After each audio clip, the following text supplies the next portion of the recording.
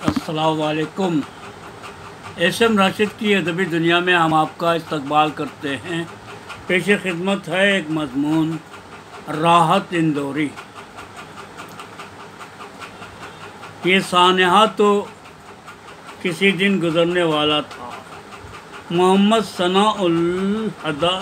सनाउल हुदा कासमी, नायब नाज़िम इमारत शरिया, बिहार, उड़ीसा, झारखंड।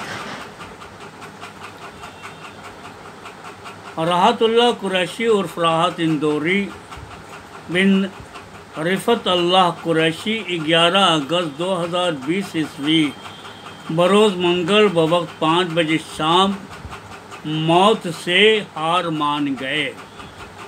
उन्होंने अरबिंदो हॉस्पिटल इंदौर मध्य प्रदेश में आखिरी सांस ली। ज़िंदगी का रोग जिसे लगा उसे मौत से हार माननी ही पड़ती है। वो कल्ब के मरीज़ थे और ज़ियाबतीस यानी शुगर ने उनके खूवी को पहले से निढाल कर रखा था। कोरोना का बहाना हो गया और 2 रोज़ में सब कुछ तमाम हो गया। हालांकि वो जिस कुव्वते इरादी के मालिक थे उसको देखते हुए मशहूर शायर और नाज़िम मुशायरा कुमार विश्वास ने पूरे विश्वास यानी यकीन के साथ कहा था कि इस बार कोरोना ने गलत जगह का इंतखाब किया है। खुद राहत साहब को भी यकीन था कि वो उसे मात दे देंगे। उन्होंने कोरोना पॉजिटिव होने की इत्तला खुद ही ट्विटर पर दी थी और मुखलसीन को फ़ोन करने से मना कर दिया था और कहा था कि मेरे बारे में फेसबुक और सोशल मीडिया से खबरें मिलती रहेंगी। खबर आई तो ज़िंदगी की नहीं मौत की। उन्होंने पहले ही कह दिया था कि घर से ये सोचकर निकला हूँ कि मर जाना है। घर से ये सोचकर निकला हूँ कि मर जाना है, अब कोई राह दिखा दे कि किधर जाना है। पूरी अदबी दुनिया में इस खबर से मातम पसर गया। सियासी और गैर सियासी लोगों ने ताज़ियाती बयानात जारी किए। उर्दू शायरी के एक अहद का ख़ात्मा हो गया। असरी हैसियत से भरपूर और सियासी लोगों की दोगली पॉलिसियों पर ज़र्फ़कारी लगाने और नौजवानों को फूलों की दुकानें खोलने और खुशबू के व्यापार की सलाह देने वाला शख्स शायर अब्दी नींद सो गया। उनके अंदर जो जुर्रत इज़हार थी और जिसे वो शायरी में पूरे तौर पर बरतते थे, उसकी मिसाल फैज़ और साहिर के बाद उर्दू शायरी में देखने को नहीं मिलती। उनकी शायरी के साथ उनका अंदाज़ पेशकश यानी कि बॉडी लैंग्वेज भी खासा मरूब और मुतासिर कुन था। अपने मखसूस अंदाज़ और हसीन शायरी की वजह से वो उर्दू मुशायरों की आबरू थे और मुल्कों उन्होंने उर्दू शायरी को मकबूल और महबूब बनाने का काम किया था। कोरोना से मुतासिर होने की वजह से उनका जनाजा हॉस्पिटल से उनके घर नहीं ले जाया जा सका और उसी दिन रात के 9:30 बजे इंदौर में AB रोड वाक़े छोटी खिज़रानी कब्रिस्तान में जनाजा पढ़ने वालों की महदूद तादाद की मौजूदगी में उनकी तदफीन अमल में आई। पसमानदगान में उन्होंने अहलिया सीमा राहत, 3 बेटे फैसल राहत, सतलज राहत, समीर राहत और एक बेटी शिबली इरफान को छोड़ा। राहत इंदौरी का असल नाम राहतुल्लाह कुरैशी था। शोहरत उन्हें उनके कलमी नाम राहत इंदौरी से मिली। वो अपने वालिद रफ़तुल्लाह कुरैशी के घर इंदौर में 1 जनवरी 1900 50 بروز اتوار پیدا ہوئے۔ والدہ مقبول النساء نے معاشی تنگی کے باوجود انہیں بڑے ناز و نیام سے پالا۔ ان کے والد کپڑے کے ایک کارخانے میں کام کرتے تھے۔ ہائر سیکنڈری تک کی تعلیم اندور کے نوتن اسکول سے حاصل کرنے کے بعد انہوں نے اسلامیہ کریمیہ کالج سے 1973 عیسوی میں BA، برکت اللہ یونیورسٹی سے 1975 عیسوی میں MA اور مدھیہ پردیش کی بھوج اوپن یونیورسٹی سے 1985 عیسوی میں اردو میں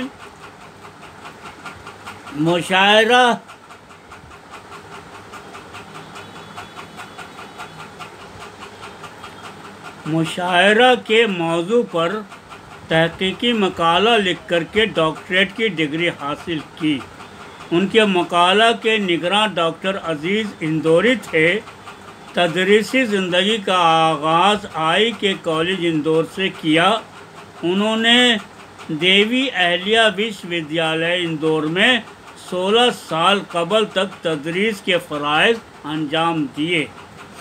1968 عیسوی میں ڈاکٹر راحت اندوری نے پہلا شعر کہا۔ اس کے قبل وہ جان نثار اختر کے ایک مصرعے پر گرہ لگا چکے تھے۔ جان نثار اختر نے ان کے آٹوگراف پر لکھا تھا کہ ہم سے بھاگا نہ کرو دور غزالوں کی طرح، ہم سے بھاگا نہ کرو دور غزالوں کی طرح۔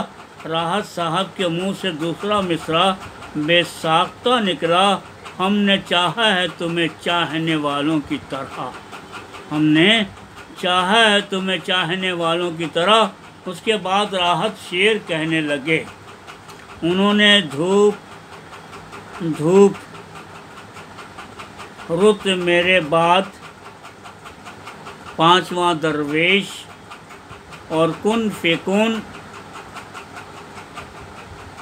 جیسی کتابیں دنیائے اردو ادب کو دیں۔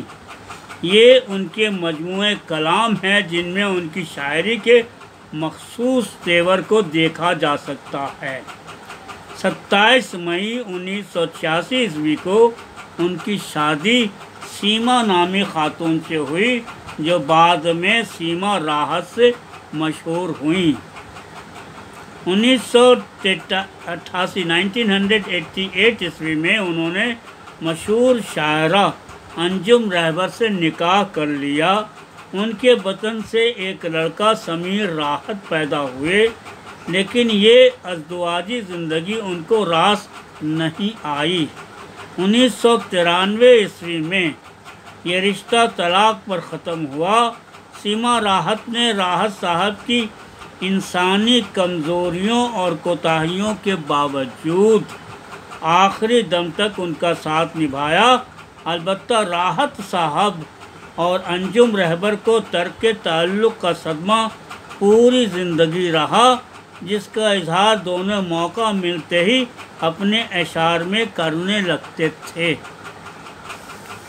اللہ رب العزت نے راحت اندوری کے چہرے کی خوبصورتی لے کر دل بڑا خوبصورت بنا دیا تھا۔ وہ ایک کامیاب نغمہ نگار اور مشہور مصور بھی تھے۔ انہوں نے مشہور مصور فدا حسین صاحب کے ساتھ بھی کام کیا تھا۔ ان کی شاعری میں رومانیت، زمانہ کے نشیب و فراز، سیاست دانوں کی بے راہ روی اور نئے رنگی حالات پر بھرپور تبصرہ ملتا ہے۔ ان کی شاعری میں طنز و مزاح کی زیریں لہروں کا بھرپور احساس ہوتا ہے۔ وہ خود پر بھی طنز کرنے سے باز نہیں آتے تھے۔ کہا کرتے کہ ایک نوجوان شاعر کو جو میری نقالی کی کوشش کرتا تھا، ایک صاحب نے مشورہ دیا، راحت اندوری بننے کے لیے صرف دانت ہی سفید نہیں کرنے پڑتے، چہرہ بھی کالا کرنا پڑتا ہے۔ راحت اندوری نے 1 درجن سے زائد فلمی نغمے لکھے، جو منا بھائی، MBBS، آشیاں، فریب، مڈر، غدار وغیرہ میں فلمائے گئے، لیکن انہوں نے جلد ہی محسوس کر لیا کہ پروڈیوسر اور ڈائریکٹر کی جی حضوری ان کے بس میں نہیں ہے۔ چنانچہ انہوں نے فلمی دنیا سے خود کو الگ کر لیا اور ساری توجہ شاعری اور مشاعروں پر دینی شروع کی۔ اسٹیج مشاعرہ کے ساتھ انہوں نے ٹی وی چینلوں میں بھی آنا شروع کیا۔ سب ٹی وی کے پروگرام واہ واہ کیا بات ہے، بہت خوب، اور کپل شرما کے شو میں بھی ان کی طوطی بولتی تھی۔ ان کی شاعری کا اپنا رنگ و آہنگ تھا اور پیشکش کا انداز بھی اپنا تھا، اس لیے لوگ ان کو پسند کرتے تھے۔ انہوں نے ترقی پسندی کے خول میں خود کو بند نہیں کیا۔ جدیدیت اور ما بعد جدیدیت سے بھی ان کا کچھ لینا دینا نہیں تھا، لیکن ان کی مقصدی شاعری ترقی پسندی کے یاد دلاتی تھی۔ ترقی پسندوں نے معاشی جبر و استحصال اور انسانی محرومی اور نامرادی کو موضوع سخن بنایا تھا۔ راحت اندوری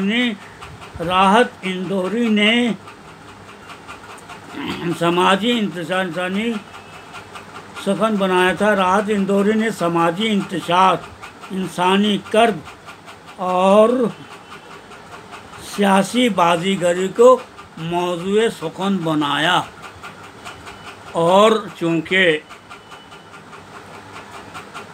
یہ موضوعات انسانی زندگی سے ہم آہنگ تھے، اس لیے ان کی شاعری جگ بیتی بن گئی۔ جو سنتا اسے اپنی آواز معلوم ہوتی۔ یہی وجہ ہے کہ پاکستان، امریکہ، آسٹریلیا، کویت، متحدہ عرب امارات اور انگلینڈ میں بھی وہ یکساں مقبول تھے۔ ان کے اشعار پر داد دینے کے لیے لوگ اتنے مستعد ہوتے کہ کبھی کبھی ان کو کہنا پڑتا کہ دوسرا مصرع تو مکمل ہونے دیجیے۔ وہ ایک غیور اور خوددار شاعر تھے، اس لیے وہ وہی سناتے تھے جو وہ سنانا چاہتے۔ فرمائشوں پر کچھ سنا دینا یا حکمرانوں کے مشاعرہ میں موجود ہونے پر لہجہ بدل دینا ان کے بس کا نہیں تھا۔ ان کے اندر جو جرأت اظہار تھی وہ ان کو اس پر مجبور کرتی تھی۔ وہ سامعین کی نفسیات کو سمجھتے تھے اور شعر کے انتخاب میں اس کا خاص خیال رکھتے تھے۔ ان کی شاعری کے لفظیات بہت پرشکوہ اور خیالات بہت اعلیٰ اور عرفہ نہیں ہیں، جس کو سمجھنے کے لیے بہت زیادہ ذہنی جمناسٹک کرنی پڑے۔ وہ مواد اور الفاظ دونوں سامنے سے اٹھاتے تھے، جسے آپ عوامی کہہ سکتے ہیں۔ نذیر اکبر آبادی عوامی شاعر تھے، لیکن وہ دور دوسرا تھا۔ آج کی عوامی شاعری وہی ہے جو راحت اندوری نے کی۔ راحت نے غزلوں کے ساتھ حمدیہ اور نعتیہ شاعری بھی کی، جو کمیت